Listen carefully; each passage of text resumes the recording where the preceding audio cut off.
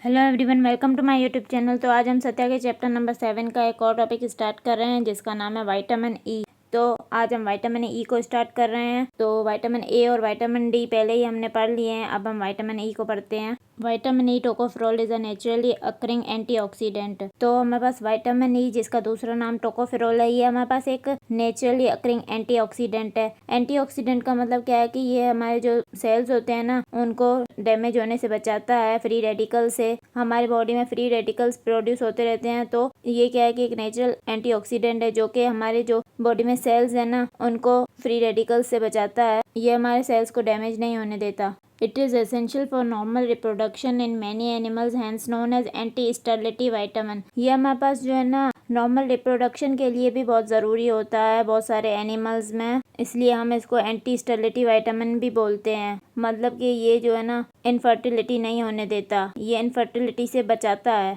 Vitamin E is described as a vitamin in search of a disease. This is due to the lack of any specific vitamin E deficiency disease in humans। तो हम vitamin E को इस तरह भी describe करते हैं कि हम इसको vitamin in search of a disease भी बोलते हैं। मतलब कि ह्यूमंस में हमारे पास कोई ऐसी specific vitamin E deficiency disease नहीं देखी गई है, इसलिए हम इसको vitamin in search of a disease बोलते हैं। Evans and his associates 1936 isolated the compounds of vitamin E activity and named them as tocopherols, Greek tokos, childbirth, फेरोज टू बेयर ऑल अल्कोहल। तो इवान्स और उसके जो साथी थे ना, उन्होंने 1936 में विटामिन ई एक्टिविटी के जो कंपाउंड्स थे ना, उनको आइसोलेट किया था और फिर उनको नाम दिया था टोकोफेरोल्स। तो ग्रीक में टोकोस का मतलब क्या है, चाइल्ड बर्थ, फेरोज का मतलब क्या है, टू बेयर, और ओल का मतलब क्या है, अल्कोहल। तो अब हमारे पास क्या है, केमिस्ट्री, विटामिन ई की केमिस्ट्री को पढ़ते हैं। Vitamin E is the name given to a group of tocopherols and tocotrienols.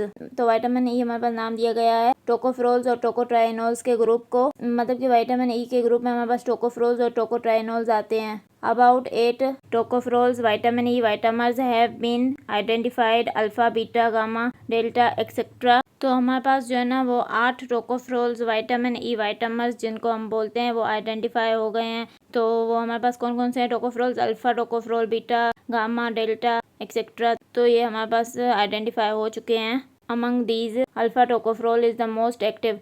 तो इन सब टोकोफेरोल्स में से अल्फा टोकोफेरोल जो है ना वो सबसे ज़्यादा एक्टिव है। The tocopherols are derivatives of 6-hydroxychromane tocol ring with isoprenoid 3-unit side chain। तो टोकोफेरोल्स के हमारे पास ये डेरिवेटिव हैं 6-हाइड्रोक्सीक्रोमेन टोकोल रिंग के, और इस रिंग के साथ हमारे पास आइसोप्रेनॉइड 3-unit साइड चेन लगी हुई होती है। The antioxidant property is due to the hydroxyl group of chromane ring.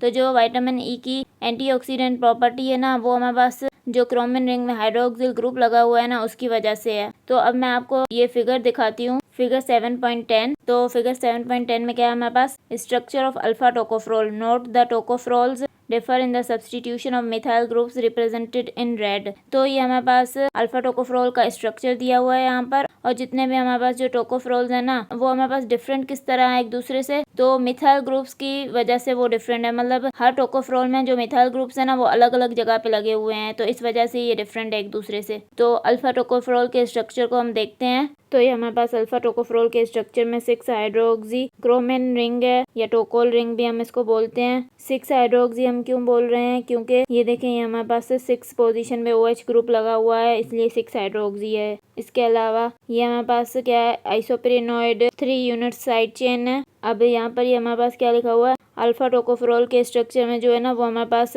5-7-8 trimethyl टोकोल है। तो मतलब कि इसकी जो 5 वाली पोजीशन है, यहाँ पर एक मिथाइल ग्रुप लगा हुआ है, और 7 वाली पोजीशन पे एक मिथाइल ग्रुप लगा हुआ है, और 8 वाली पोजीशन पे एक मिथाइल ग्रुप लगा हुआ है। तो इसलिए इसको हम 5-7-8 ट्राइमिथाइल टोकोल भी बोलते हैं। ये हमारे पास अल्फा टोकोफेरोल का स्ट्रक्चर है। अब हमारे पास जो बीटा टोकोफेरोल का स्ट्रक्चर होता है ना, उसमें हमारे पास जो है ना 5 वाली पोजीशन पे और 8 वाली पोजीशन पे मिथाइल ग्रुप लगा होता है, इसलिए हम उसको 5-8 डाई मिथाइल टोकोल बोलते हैं। डाई क्यों बोल रहे हैं, क्योंकि 2 पोजीशंस पे मिथाइल ग्रुप लगा हुआ है। बाकी OH तो सब में होगा 6 नंबर पोजीशन पे क्रोमेन रिंग में, सिर्फ मिथाइल ग्रुप्स की पोजीशन चेंज हो रही है डिफरेंट टोकोफेरोल्स में। और हमारे पास जो गामा टोकोफेरोल है, उसमें हमारे पास जो मिथाइल ग्रुप होता है वो कौन सी पोजीशन पे होता है, वो 7-8 पोजीशन पे होता है, इसलिए हम इसको 7-8 डाई मिथाइल टोकोल बोलते हैं। मतलब कि एक 7 पोजीशन पे होगा और एक 8 पोजीशन पे होगा। तो ये हमने अल्फा टोकोफेरोल का स्ट्रक्चर देख लिया, इसके अलावा बीटा टोकोफेरोल और गामा टोकोफेरोल भी समझ लिए हैं कि उनका स्ट्रक्चर किस तरह होता है। आई होप कि आपको समझ में आ गया होगा।